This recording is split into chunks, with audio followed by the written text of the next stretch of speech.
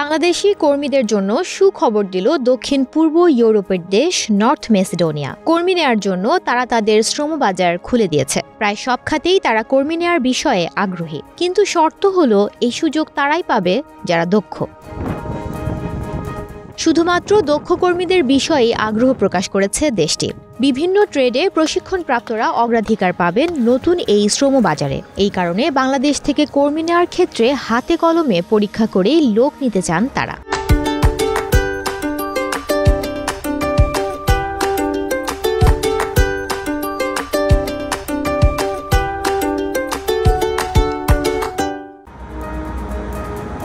এরই মধ্যে নর্থ মেসিডোনিয়ার পক্ষ থেকে প্রতিনিধিও নিয়োগ দিয়েছে দেশটি। তবে এক্ষেত্রে চুক্তির মেয়াদ শেষ না করে যেন কর্মস্থল ত্যাগ না করে সেই শর্তের বিষয়ে অনড় নর্থ মেসিডোনিয়ার কর্তৃপক্ষ।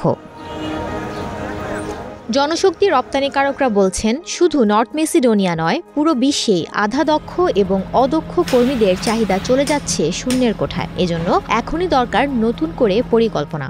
দক্ষ কর্মী তৈরি করা ছাড়া বাংলাদেশের শ্রমশক্তি রপ্তানি ভবিষ্যতে পড়তে পারে হুমকির মুখে। নর্থ মেসিডোনিয়ার উপপররাষ্ট্রমন্ত্রী জোরান দিমিত্রোভস্কির সঙ্গে স্থানীয় সময় সোমবার বৈঠক করেছেন বাংলাদেশের রাষ্ট্রদূত দাউদ আলী। এ বৈঠকেই বাংলাদেশের শ্রমবাজারের বিষয়ে গ্রিন সিগন্যাল এসেছে। প্রায় সব সেক্টরেই শুধু দক্ষ কর্মী নর্থ মেসিডোনিয়ায় কাজের সুযোগ পাবেন বলে জানানো হয়েছে। এজন্য প্রশিক্ষণ সেন্টারগুলো থেকে লোক নেয়ার বিষয়ে আগ্রহ জানিয়েছে তারা। এর আগে রাষ্ট্রদূত দাউদ আলী বলেন, পূর্ব ইউরোপের দেশগুলোতে বাংলাদেশিদের ইমেজ সংকট একটা বড় সমস্যা। কাজ করতে আসা বাংলাদেশিদের মানসিকতার পরিবর্তন এবং দেশপ্রেম প্রয়োজন। তিনি জানান, রোমানিয়া, বুলগারিয়া ও নর্থ মেসিডোনিয়ার মতো দেশগুলোকে ট্রানজিট হিসেবে ব্যবহার করে অসৎ উদ্দেশ্য বন্ধ করতে হবে। এর মধ্যে সবচেয়ে বড় সমস্যা হলো বাংলাদেশিরা বেশিরভাগ সময় নিয়োগকর্তার সঙ্গে হওয়া চুক্তির মেয়াদ পূরণ না করে অন্য দেশে পালিয়ে যায়। এর ফলে নিয়োগকর্তারা বাংলাদেশিদের ভরসা করতে চান না, যার কারণে টেকসই একটি শ্রমবাজার প্রতিষ্ঠা করা কঠিন হয়ে যায়।